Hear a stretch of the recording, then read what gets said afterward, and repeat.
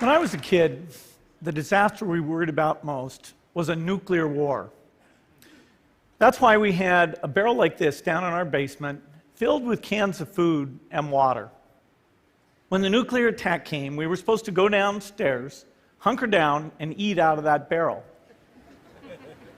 Today, the greatest risk of global catastrophe doesn't look like this. Instead, it looks like this. If anything kills over 10 million people in the next few decades, it's most likely to be a highly infectious virus rather than a war. Not missiles, but microbes. Now, part of the reason for this is that we have invested a huge amount in nuclear deterrence, but we've actually invested very little in a system to stop an epidemic. We're not ready for the next epidemic. Let's look at Ebola. I'm sure all of you read about it in the newspaper. Lots of tough challenges. I followed it carefully through the case analysis tools we use to track polio eradication. And as you look at what went on, the problem wasn't that there was a system that didn't work well enough. The problem was that we didn't have a system at all. In fact, there are some pretty obvious key missing pieces. We didn't have a group of epidemiologists ready to go who would have gone, seen what the disease was, see how far it had spread. The case reports came in on paper. It was very delayed before they were put online, and they were extremely inaccurate. We didn't have a medical team ready to go. We didn't have a way of preparing people.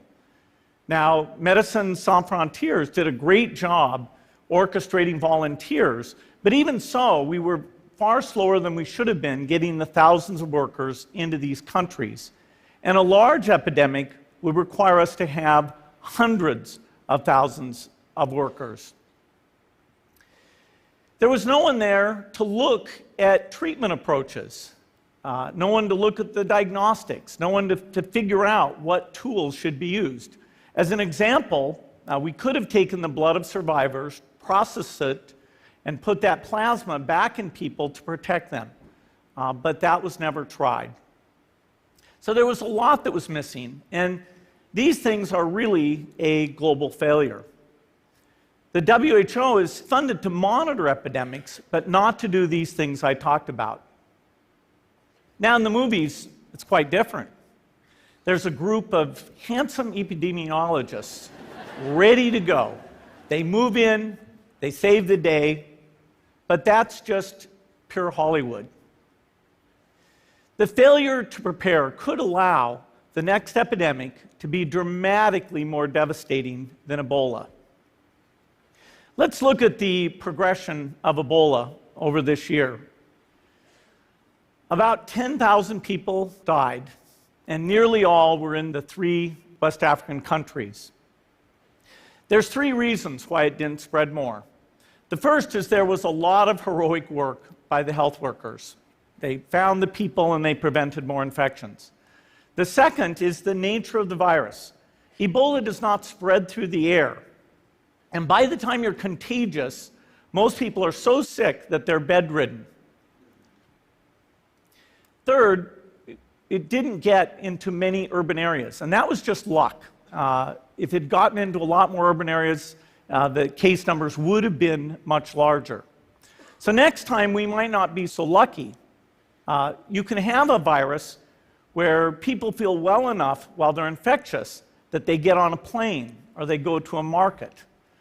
The source of the virus could be a natural epidemic like Ebola, or it could be bioterrorism. And so there are things that would literally make things 1,000 times worse. In fact, let's look at a model of a virus spread through the air like the Spanish flu back in 1918. So here's what would happen. It would spread throughout the world very, very quickly. And you can see there's over 30 million people die from that epidemic. So this is a serious problem. We should be concerned. But in fact, we can build a really good response system. We have the benefits of all the science and technology that we talk about here. We've got cell phones to get information from the public and get information out to them. We have satellite maps where we can see where people are and where they're moving. We have advances in biology that should dramatically change the turnaround time to look at a pathogen and be able to make drugs and vaccines that fit for that pathogen. So we can have tools, but those tools need to be put into an overall global health system, and we need preparedness. The best lessons, I think, on how to get prepared are, again, what we do for war. For soldiers, we have full-time waiting to go. We have reserves that can scale us up to large numbers. NATO has a mobile unit that can deploy very rapidly. NATO does a lot of war games to check, are people well-trained? Do they understand about fuel and logistics and the same radio frequencies? So they are absolutely ready to go. So those are the kinds of things we need to deal with an epidemic. What are the key pieces? First is we need strong health systems in poor countries.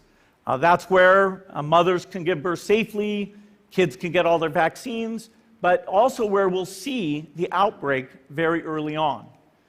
We need a medical reserve corps, lots of people who've got the training and background who are ready to go with the expertise. And then we need to pair those medical people with the military, taking advantage of the military's ability to move fast, do logistics, and secure areas. We need to do simulations, germ games, not war games, so that we see where the holes are. The last time a germ game was done in the United States was back in 2001, and it didn't go so well. So far, the score is germs 1, people 0. Finally, we need lots of advanced R&D in areas of vaccines and diagnostics.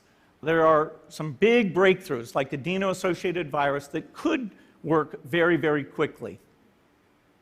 Now, I don't have an exact budget for what this would cost, but I'm quite sure it's very modest compared to the potential harm. The World Bank estimates that if we have a worldwide flu epidemic, global wealth will go down by over $3 trillion, and we'd have millions and millions of deaths. These investments offer significant benefits beyond just being ready for the epidemic. The primary health care, the R&D, those things would reduce global health equity and make the world more just as well as more safe. So I think this should absolutely be a priority. There's no need to panic. We don't have to hoard cans of spaghetti or go down into the basement. But we need to get going because time is not on our side. In fact, if there's one positive thing that can come out of the Ebola epidemic, it's that it can serve as an early warning, a wake-up call to get ready. If we start now, we can be ready for the next epidemic. Thank you.